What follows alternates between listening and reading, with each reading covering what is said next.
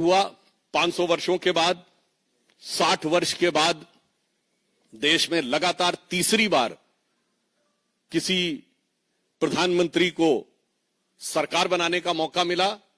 प्रधानमंत्री श्री नरेंद्र मोदी जी को संविधान ने 75 वर्ष पूर्ण किए और हम पूरे वर्ष में फास्टेस्ट ग्रोइंग लार्ज इकोनॉमी में से एक रहे। परंतु उसी के साथ एक विचित्र संवैधानिक उदाहरण भी इस 2024 में देश ने देखा, जब जेल से रहकर एक मुख्यमंत्री ने सरकार को चलाया। पहली बात यह भी स्पष्ट हो कि ऐसा नहीं कि केजरीवाल जी जेल जाने वाले पहले मुख्यमंत्री थे जिनके ऊपर आरोप लगा और उन्हें जेल जाना पड़ा। इससे पूर्व में भी शिबू सोरेन जी, मधु कौड़ा जी, लालू प्रसाद यादव जी, जयललिता जी, करुणानिधि जी, ये सब पद पे रहते हुए लोग गए। परंतु कम से कम लालू प्रसाद यादव जी ने भी इतनी मर्यादा रखी थी कि पद छोड़ दिया था नैतिकता के आधार के ऊपर। परंतु 2024 में एक ऐसा विस्मयकारी और विचित्र उदाहरण देश को देखने को मिला कि जिन्होंने मुख्यमंत्री के रूप में पद नहीं छोड़ा, और उससे बड़ी बात, जेल में रह के पद नहीं छोड़ा और जेल से बाहर आके पद छोड़ दिया। इसीलिए जो उनकी विचित्रता है वो अपने आप में इतनी विस्मयकारी है कि किसी के लिए समझना थोड़ा मुश्किल हो सकता है। आज हम आपके सामने, चूंकि अब नया वर्ष आया है, इस अंग्रेजी नए वर्ष में नित नए रूप और नित नए स्वांग रचने वाले पार्टियों में कोई और नया चित्र विचित्र उदाहरण देखने को मिले, उससे पूर्व हम याद दिलाना चाहते हैं कि आम आदमी पार्टी उस विचार के साथ आई थी कि हम नई राजनीति लेके आ रहे हैं। और आज की राजनीति में सबसे बड़ी चुनौती सारे राजनीतिक दलों के लिए जो थी वो ये थी क्राइसिस ऑफ क्रेडिबिलिटी, विश्वसनीयता का संकट। एक विचार आम जनता में बना है कि राजनीतिक लोग जो कहते हैं वो नहीं करते हैं। भारतीय जनता पार्टी और एनडीए ने प्रधानमंत्री श्री नरेंद्र मोदी जी के नेतृत्व में इस विचार को बदला। हमने राजनीति में प्रामाणिकता को स्थापित किया और आम आदमी पार्टी उसकी दूसरी एक्सट्रीम है, जो कहते हैं वो कभी नहीं करते हैं। तो मैं सिर्फ आज 10 पॉइंट बताना चाहता हूं जो आम आदमी पार्टी और केजरीवाल जी ने कहे थे और उसका यथार्थ क्या है। उन्होंने कहा था कि जो लटकते हुए तार हैं, अनसेफ इलेक्ट्रिक वायर्स, उनसे वो मुक्त कर देंगे। आज ये सवाल इसलिए है कि 10 साल उनको सरकार में हो गए, उससे पहले भी 2013 में भी उनकी सरकार रही थी। तो 10 साल से अधिक रहने के बाद दिल्ली में लटकते हुए बिजली के तारों की स्थिति यह है कि 26 वर्ष का एक नवयुवक 23 जुलाई 2024 को उन लटकते हुए बिजली के तारों की भेंट चढ़ गया। दूसरा, उन्होंने दावा किया था कि 24 आवर क्लीन ड्रिंकिंग वाटर देंगे।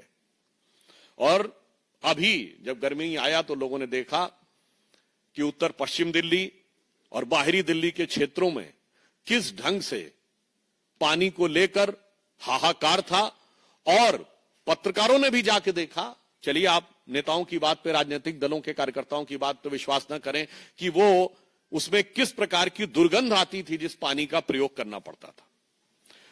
फिर इन्होंने कहा वर्ल्ड क्लास एजुकेशन सिस्टम देंगे, यह दावा किया। और इतना ही नहीं, याद करिए, इनके मुंह से निकल गया था दुनिया का सबसे बड़ा अखबार जो है न्यूयॉर्क टाइम्स में छपवाना कितना मुश्किल है। छपवाना शब्द था, कोई जाके उस बाइट को चेक कर सकता है।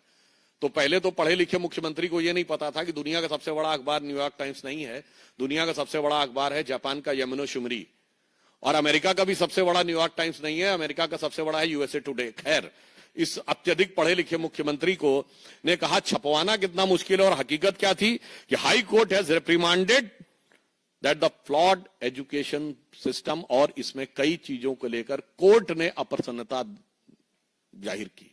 यानी दावा ये और वास्तविकता ये। फिर इन्होंने कहा मेडिकल ट्रीटमेंट को बहुत इंप्रूव करेंगे, और वास्तविकता यह थी कि कोविड के दौरान क्या हाहाकार मचा, और उस हाहाकार के ऊपर ध्यान देने की बजाय प्रचार के ऊपर सारा ध्यान था। आप सबको याद हो कि मोहल्ला क्लिनिकों में जो भ्रष्टाचार की चीजें प्रकाश में आई, जिसमें एक प्रकरण ऐसा था कि एक दिन में 539 लोगों का निस्तारण हुआ, जबकि मोहल्ला क्लिनिक 9 बजे से लेके 1 बजे तक 4 घंटे में चलती है। 240 मिनट में 539 लोगों का निस्तारण, मतलब 20 सेकंड के अंदर डॉक्टर ने मरीज को देख भी लिया, असेसमेंट कर भी दिया, पर्चा लिख भी दिया और दवा मिल भी गई।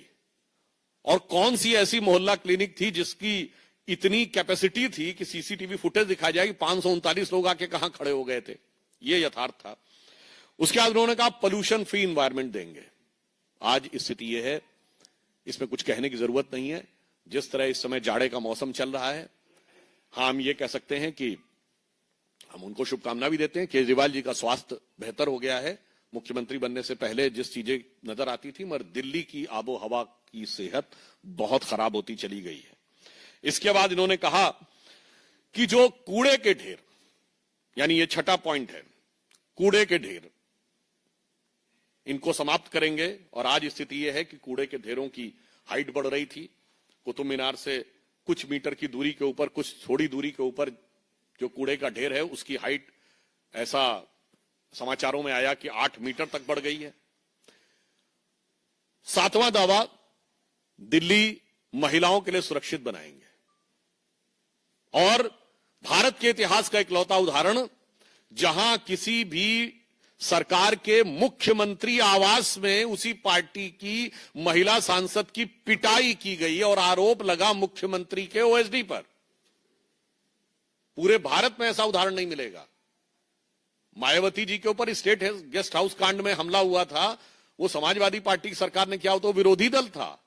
यहां तो सत्ताधारी दल की, अपनी पार्टी की महिला के साथ। और जो कुछ महिलाओं के साथ अन्य चीजें हो रही हैं, वो किसी से कोई छुपा हुआ नहीं है। जो चीज इनके अधिकार में, ये कहते हैं ना कानून व्यवस्था अधिकार में नहीं। अरे भाई, मुख्यमंत्री आवास के अंदर की सारी व्यवस्था तो आपके अधिकार में थी और मांगने पर सीसीटीवी भी नहीं थे। अब आप देखिए, अगला इनका था कि कच्ची कॉलोनीज जो हैं, उनको बेसिक इम्यूनिटी, जो मूलभूत सुविधाएं हैं, उनसे युक्त कर देंगे। संगम विहार में जिस प्रकार की चीजें देखने को मिली, उससे बहुत साफ है कि यह दावा बिल्कुल यथार्थ के धरातल पर चूर चूर होता नजर आ रहा है। फिर इन्होंने ये कहा था कि जो झुग्गी झोपड़ी के में रहने वाले लोग हैं, उनको स्थायी आवास देंगे। आज 1 दशक पूरा होने के बाद भी ये दावा सिर्फ हवाई दावा है, जबकि प्रधानमंत्री जी के प्रेरणा से चलने वाली योजना में 3024 फ्लैट्स अब तक कालका जी एरिया में झुग्गी झोपड़ी के लोगों को दिए जा चुके हैं। हम जो कहते हैं वो करते हैं, और जो वो कहते हैं वो कभी नहीं करते। अब यमुना की सफाई, आप सभी को पता है, उनका वीडियो भी अवेलेबल है कि यमुना की सफाई कैसी करेंगे, कि वो नहा के दिखा देंगे। और आज स्थिति है कि वो पास जाने में भी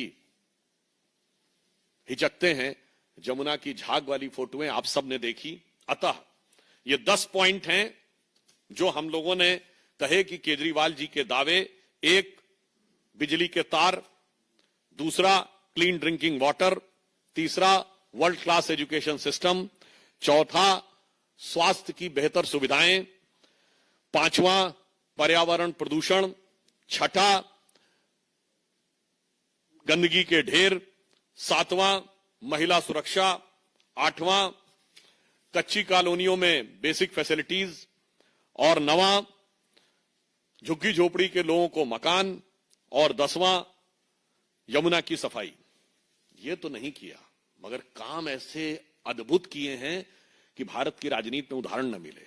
देखिए, नई राजनीति के लिए जो लोग आए थे, इन्होंने एक ऐसा उदाहरण दिया कि इनकी सरकार के मंत्री तो जेल में रहे। मंत्रियों को आपने बहुतों को देखा होगा। इनके पार्टी और सदन में टॉप पद पर बैठा हुआ हर व्यक्ति किसी न किसी भ्रष्टाचार के आरोप में जेल गया। मुख्यमंत्री के रूप में केजरीवाल जी, उप मुख्यमंत्री के रूप में सिसोदिया जी, और संसद में इनके नेता सदन संजय सिंह जी। सोचिए, deputy CM, CM and leader of the house in leader of the party in parliament, तीनों। अच्छा, और देखिए, अलग अलग प्रकार के आरोप। ऐसे आपने विविधतापूर्ण भ्रष्टाचार कभी नहीं देखा होगा। ये तीनों शराब के घोटाले में गए, तो स्वास्थ्य मंत्री सत्येंद्र जैन जी हवाला के मामले में, अमानतुल्लाह खां वक्फ बोर्ड में घोटाला करने के मामले में, तो अभी अभी इनके एक नरेश बालियान जी माफिया के साथ लिंक के मामले में, तो बहुत पहले इनके एक मिस्टर तोमर थे जो फर्जी डिग्री के मामले में, और यहां तक कि इनके एक विधायक के ऊपर यह भी आरोप था, उनकी पत्नी ने आरोप लगाया, हम नहीं कह रहे हैं कि वो अपने कुत्ते से कटवाते थे। तो मुझे लगता है कि इतने प्रकार के विविधतापूर्ण भ्रष्टाचार के आरोप इतने कम कालखंड में किसी पॉलिटिकल पार्टी में नहीं लगे होंगे, जिसका उदाहरण आम आदमी पार्टी ने प्रस्तुत किया है। और पंजाब में इनके 2 मिनिस्टर जो हैं वो आरोपित हो चुके हैं, और मुख्यमंत्री के ओएसडी के ऊपर अपनी पार्टी की सांसद के साथ मारपीट का उदाहरण आपको खूब सर्च करिएगा, मुझे लगता है भारत के इतिहास में नहीं मिलेगा।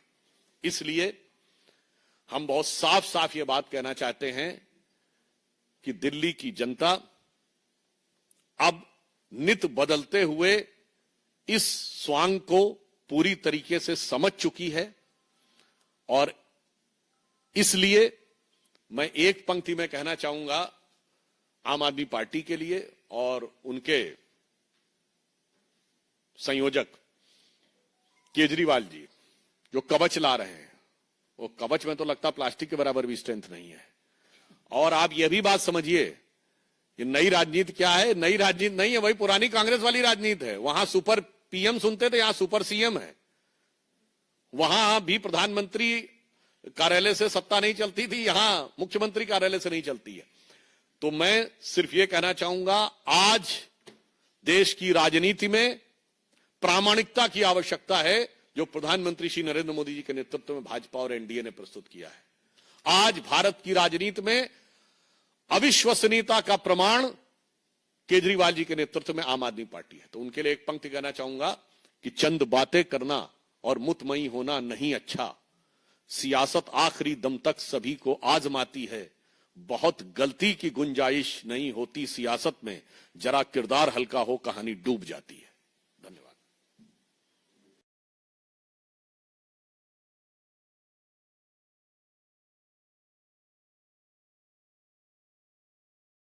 न्यूमा मेम्फिलिस के द्वारा मूलतः प्रतिपादित, जूलियस सीजर के द्वारा स्टार्टेड, पोप ग्रेगरी द 13 के द्वारा 1582 में करेक्टेड और अंग्रेजों द्वारा 1752 में अंगीकृत इस अंग्रेजी नववर्ष के प्रथम दिन की आप सभी को बधाई।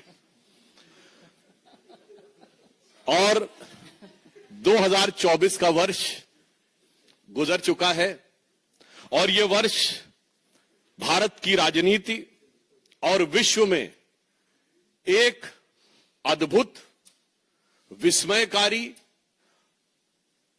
सुखद और विचित्र अनेक प्रकार के स्मृतियां छोड़ गया है। 2024 में जहां एक तरफ श्री राम मंदिर का उद्घाटन हुआ 500 वर्षों के बाद, 60 वर्ष के बाद देश में लगातार तीसरी बार किसी प्रधानमंत्री को सरकार बनाने का मौका मिला, प्रधानमंत्री श्री नरेंद्र मोदी जी को। संविधान ने 75 वर्ष पूर्ण किए और हम पूरे वर्ष में फास्टेस्ट ग्रोइंग लार्ज इकोनॉमी में से एक रहे। परंतु उसी के साथ एक विचित्र संवैधानिक उदाहरण भी इस 2024 में देश ने देखा, जब जेल से रहकर एक मुख्यमंत्री ने सरकार को चलाया। पहली बात यह भी स्पष्ट हो कि ऐसा नहीं कि केजरीवाल जी जेल जाने वाले पहले मुख्यमंत्री थे जिनके ऊपर आरोप लगा और उन्हें जेल जाना पड़ा। इससे पूर्व में भी शिबू सोरेन जी, मधु कौड़ा जी, लालू प्रसाद यादव जी, जयललिता जी, करुणानिधि जी, ये सब पद पे रहते हुए लोग गए। परंतु कम से कम लालू प्रसाद यादव जी ने भी इतनी मर्यादा रखी थी कि पद छोड़ दिया था नैतिकता के आधार के ऊपर। परंतु 2024 में एक ऐसा विस्मयकारी और विचित्र उदाहरण देश को देखने को मिला कि जिन्होंने मुख्यमंत्री के रूप में पद नहीं छोड़ा, और उससे बड़ी बात, जेल में रह के पद नहीं छोड़ा और जेल से बाहर आके पद छोड़ दिया। इसीलिए जो उनकी विचित्रता है वो अपने आप में इतनी विस्मयकारी है कि किसी के लिए समझना थोड़ा मुश्किल हो सकता है।